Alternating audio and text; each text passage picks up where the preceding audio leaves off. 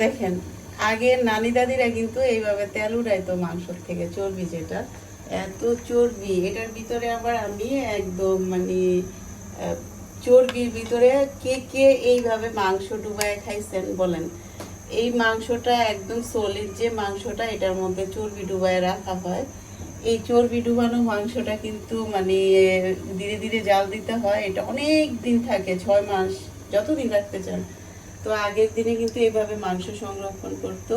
আর এই মাংসটা খেতে কিন্তু খুবই মজা, যারা খাইছেন তারা অবশ্যই কমেন্ট করে জানাবেন। আর দেখেন একদম এইভাবে এই জিরির থেকে পানি তোলে যেভাবে, এভাবে এই যে এইভাবে চর্বিগুলো আগে উঠাই তো দেন, পোড়া পোড়া চর্বি চলে আসে, এত চর্বি। আর এই চর্বিগুলা কিন্তু এই মাংস যেটা ডুবানো হয়েছে এটার ভিতরে চর্বি দিয়ে, এটা খেতে খুবই মজা। তো কে কে খাইছেন এভাবে মাংস অবশ্যই কমেন্ট করবেন।